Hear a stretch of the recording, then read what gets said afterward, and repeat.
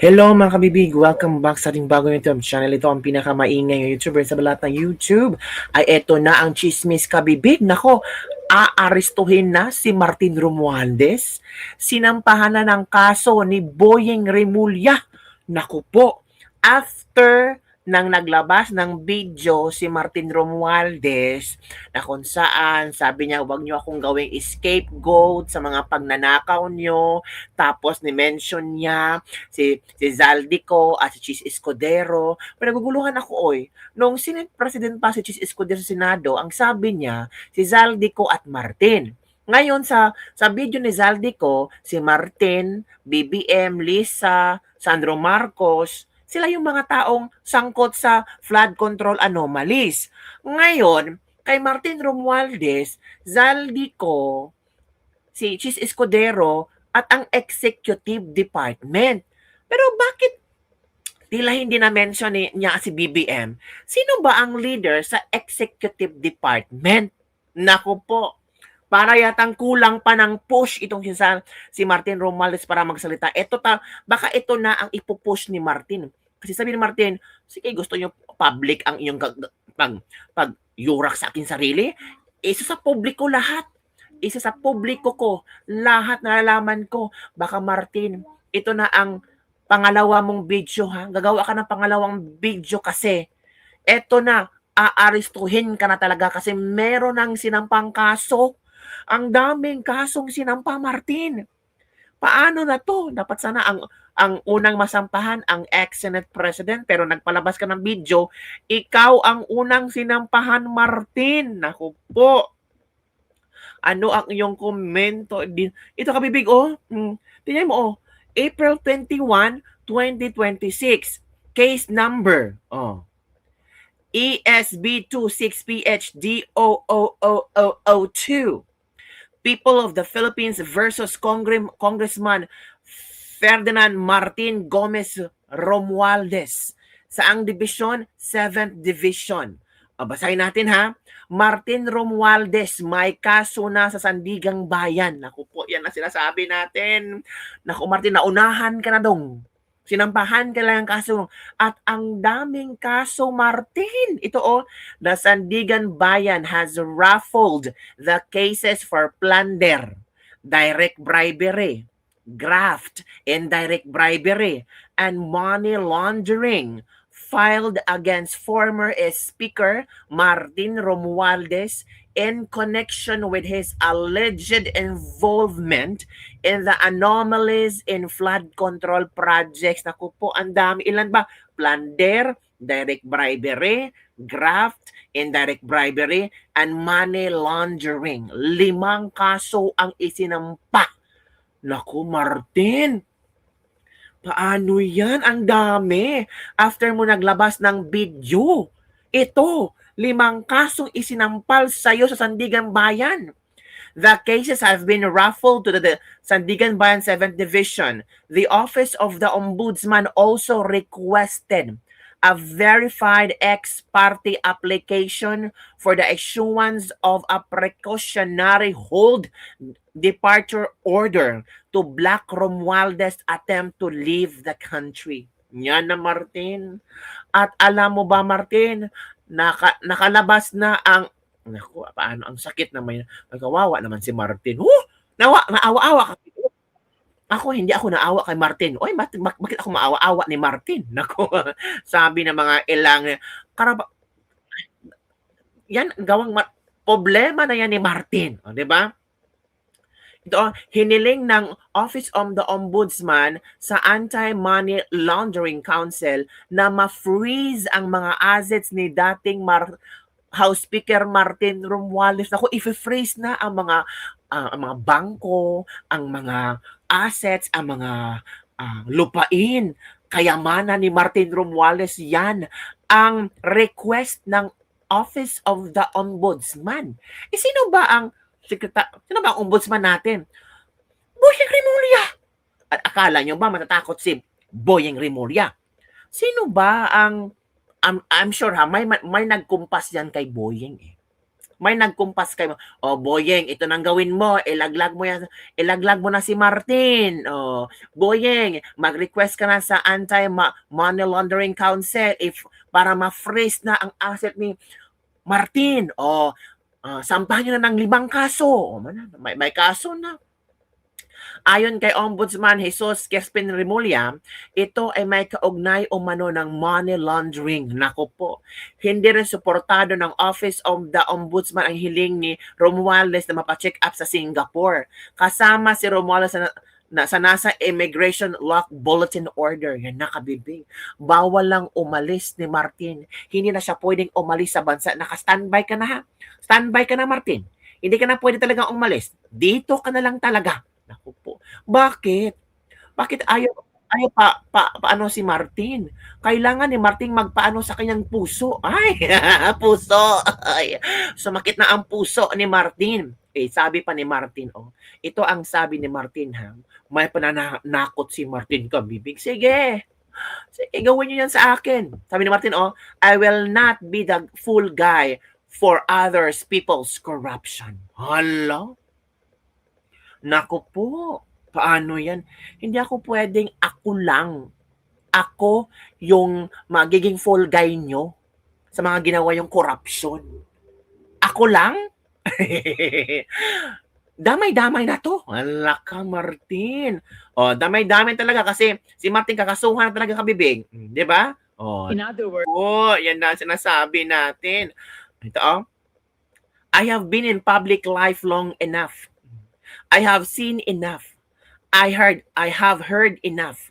I know many things about this current administration and past administrations as well. Hala, alam ni Martin lahat, mga kabibig. How can I be?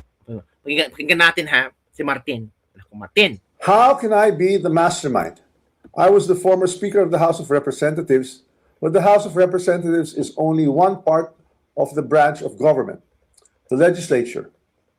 The national budget is not conceived, executed, implemented, bidded out, supervised, and completed by one congressman or even by Congress alone, and certainly not by the Speaker of the House.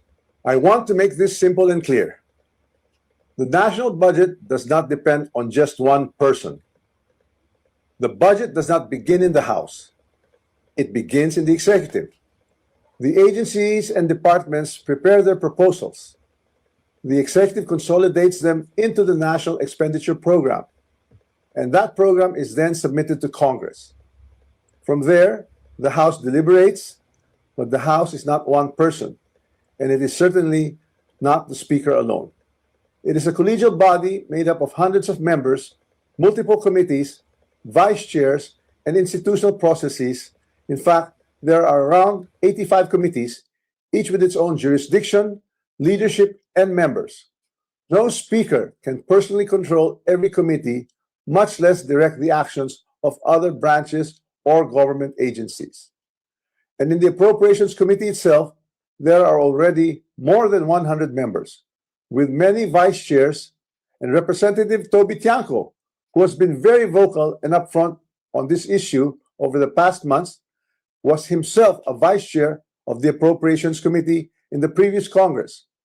So I have to ask, if there were real concerns about irregularities in the budget process, why were these not formally raised during the deliberations or even during the plenary?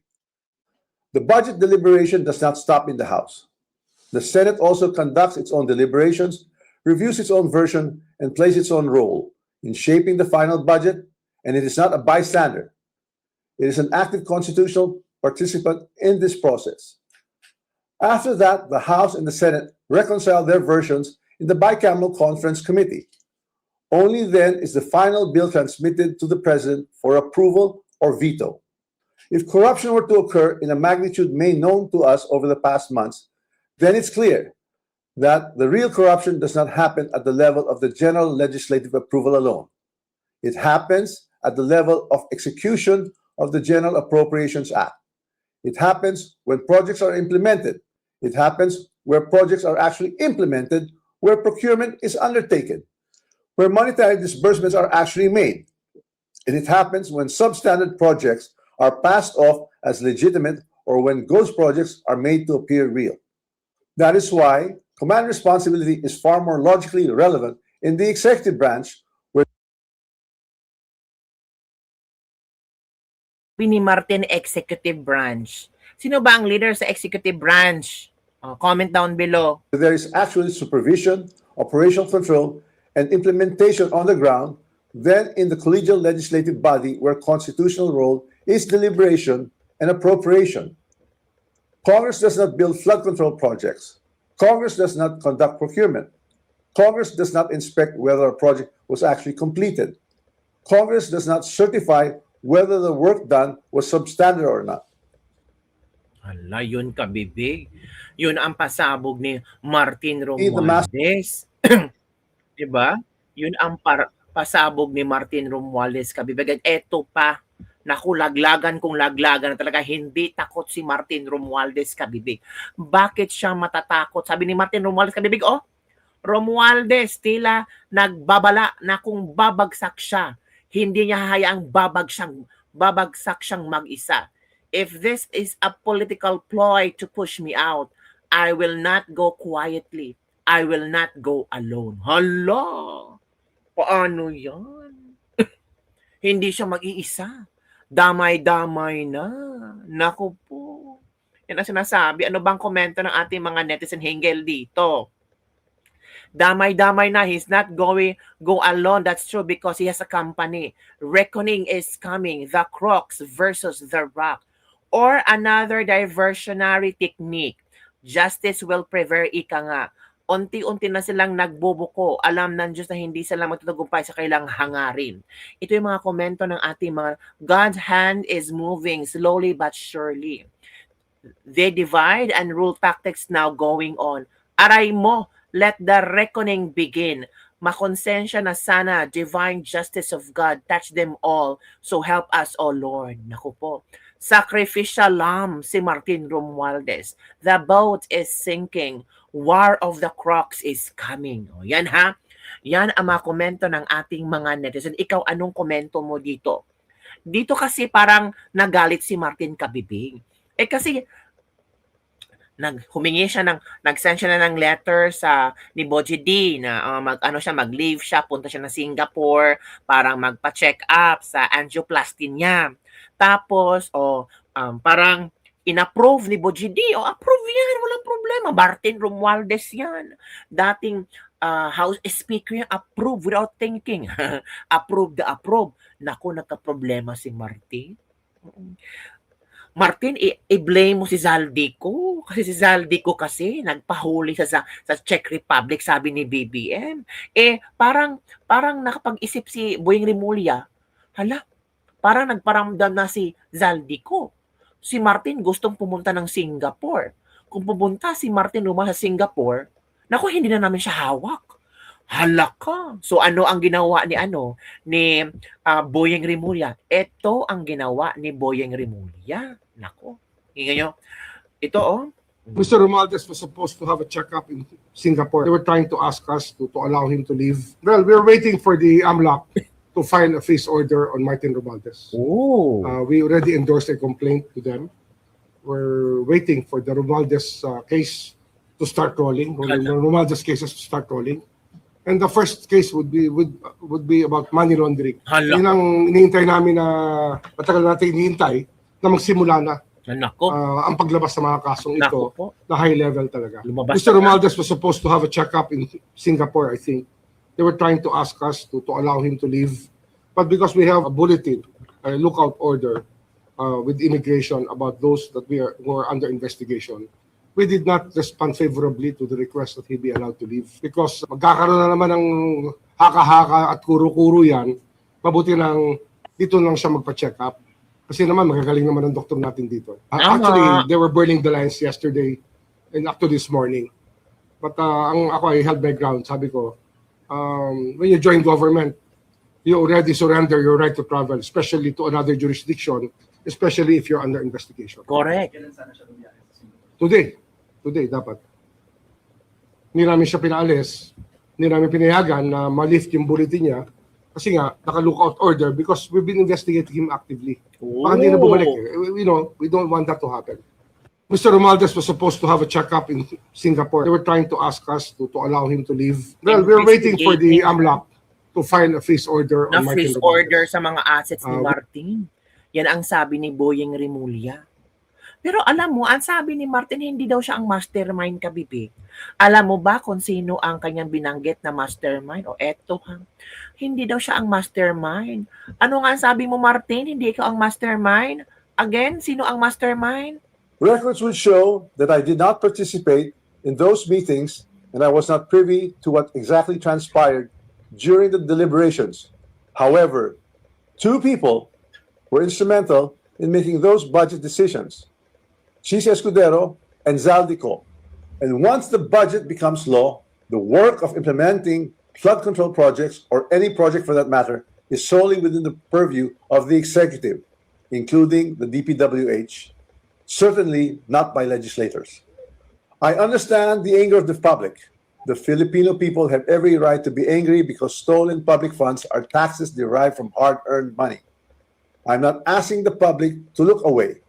I'm asking everyone to look where the evidence points, not where it is politically convenient or politically motivated. So I ask the Ombudsman and the public these questions. Who has been named in sworn testimonies and affidavits? Ikaw, yung pangalan mo. Zaldico, ikaw. Tapos sa 18X Marin, madami kayo. Pero ang pangalan mo, BBM Martin. Sa kay... Sino pa ba? Yung mga nagsasabi. Zaldico, ikaw. Ikaw, si BBM, si Lisa, si Zandro. 'Di ba? Nako, paano yan? Para yata yung pangalan mo ang... Nako po. Tapos si Chis, noong Senate President, ikaw at si Zaldico. Whose name actually appeared in credible accounts made under oath. Ikaw din. If there are sworn accounts pointing to other personalities across the chain, whether in budget deliberations or in implementation, then those leads must be pursued with the same seriousness and the same urgency. Accountability cannot be selective. Accountability cannot be selective, ha? Yan ang galing sa bibig ni Martin. Ito naman ang komento ng ating mga netizen. Ano naman power ni Zaldico at Chis? Magdesisyon yan. Ikaw ang speaker that time. Ano yan, papayag ka na lang na, na mabypass? Hala, ito na. Lusot pa si Hello Ball. Ikaw pa si Muno, alam mo pala ha. Huli, di ba? O alam mo pala si Zaldico at si Chis. Bakit hindi ka nagsalita? Bakit hinayaan mo lang silang lokohin or magawa ng flood control anomalies? Kung talagang ikaw ay para sa tao, kung talagang mahal mo ang sambayan ng Pilipino, bakit hindi ka nagsalita? Bakit hinayaan mo na nawala si Zaldico and so on and so forth? 'Di ba? So ano to? Lumabas ka lang kasi nadali yung pangalan mo? Napaka-unfair mo pala, Martin. Alam mo pala si Zaldico at Chis Escudero ang nagdesisyon sa budget at nagkaletse-letse na itong flood control project anomalies. Bakit hindi ka nagsalita kung talagang ikaw ay responsableng kongresista? Kung alam mong niloloko na ang taong bayan, niloloko na tayong lahat, bakit pinilit mong manahimik? Bakit sinarili mo lang? Bakit hindi ka nagsalita bilang House Speaker sa Kongreso noong 19th Congress? Bakit hinayaan mo si Zaldico? 'Di ba? So wag kang magmamalinis. Kasi ikaw alam mo rin, hugas kamay na. Sa presento ka na magpaliwanag, o 'di ba? Drama lang talaga. As if namang may maniwala sa mga pinagsasabi niya para kang nakabanayad whiskey Laglagan na to, Chis at Zaldi, maglabas din kayo ng pahayag. Auntie Claire, sagutin mo ito at tinuturo na amo mo. Zaldico, we know, hawak mo ang beat. Pumayat ka na ata ha. Ang layo ng kwento mo, Tambi, kaya nga, nako Chis, magsalita ka na, Chis.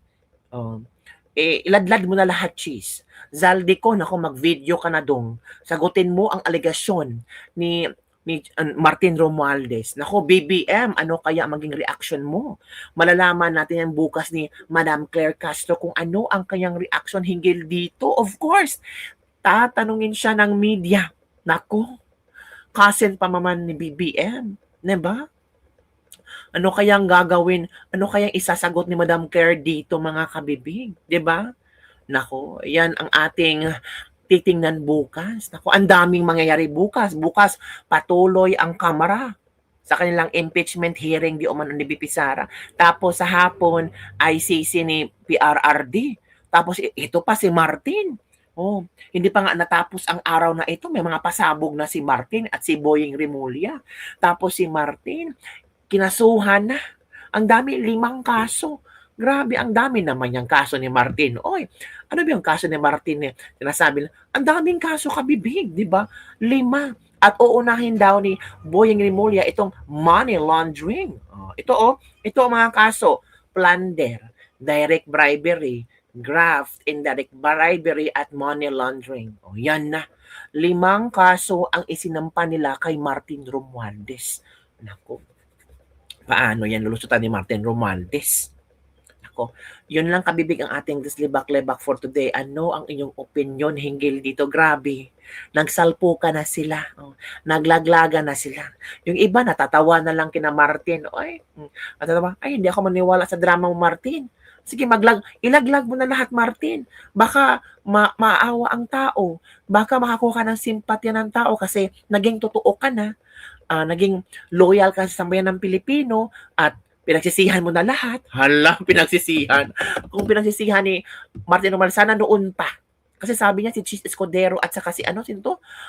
Zaldico. Kung sana noon pa, Martin, pinagsisihan mo na. Baka na ng mga magnanakaw, sabi ni Harry Roque. Naku po, yan ang kabibig. Naku, nakaka-trending naman to. Tambi, tama na ang pananakot. Out with the truth. Baka mapatawad ka pa namin, but no promises. Hala, yan nakabibig. Nagsilabasan na ang mga sa mga tao ba? Ito pa, siguro pag nabigay ni Ombudsman Boying Rimulya yung karoon ng laban talaga si John Vic as president. Hoy, naku po. Sabi dito, Martin Romualdez, I was not part of the BICAM and the small committee budget deliberations. Yes, I was updated on the general outcomes of the deliberations, but I have no visibility with regard to the specific details on the discussion. Si Cheese lang daw kuno at saka si Ko.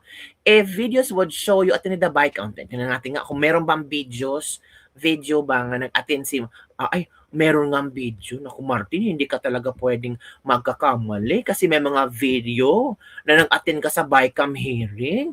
Naku, nagsinungaling naman si Martin. Ito, Yan, national budget. December 11, 2024. Nandiyan pala si Martin sa BICAM, Hala ka, Martin. Ano yun? Nandiyan pa si Zaldico. Ang taba-taba yung pandalawa dyan. Ano yan? Deny ka na, wala kang alam.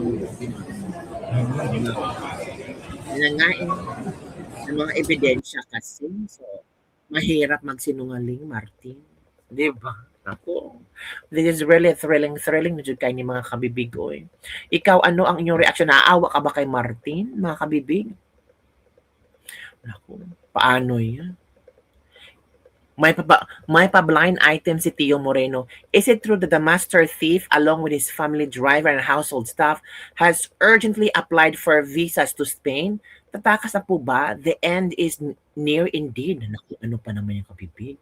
Naku, ayan na. Pinagalaw na ni Marcos ang baso. Naku, laglaga na talaga. As in, ayan na yung sinasabi ni Boying na mas iinit ang tag-init. Naku, iinit ang tag-init daw. So yun nakabibig ang ating Dislibak-Lebak for today. Ikaw, ano ang iyong komento nitong before matapos ang gabing ito? May mga pasabog si Martin, may mga pasabog si Boying Rimulya, may kaso ng sinampa laban kay Martin Romualdez at 5 kaso talaga ang isinampa laban kay Martin Romualdez. Napakasakit naman to, Kuya Ede. Kuya Ede talaga, no? Ito. Nako, save the son, not the cousin. Hala, laglaga na. Kaya talaga, scripted drama naman ng mga bangang at budolero. Pero ako, ramdam ko talaga, totoo na to kabibig Kasi, naging quiet si Martin. Tahimik talaga si Martin. Hindi siya sasalita. Pero ngayon, nung parang nagalaw ang pride ni Martin ba? Parang, ano to? Ako lang? Parang nagalaw ang pride ni Martin. Parang nagalit si Martin. Oo. Ako lang ba? Ano to? Ha? So ngayon, hindi nyo ako hahayaang pupunta ng Singapore. Singapore sana ako mag-start ng bagong buhay. Pupunta sa ibang bansa, hindi niyo na ako makikita. Hala, buti talaga si Saldi ko, nakaalis. Pero sabi ni BBM, pababalikan niya si Saldi ko. Gagawin niya lahat. Alright. So yun na, kabibig ang ating this libak-libak for the day. Don't forget to like, subscribe, and share this video. Bye everyone. See you next time. Naku po. Gulong-gulong. Start ito ng away ng mga crocodiles.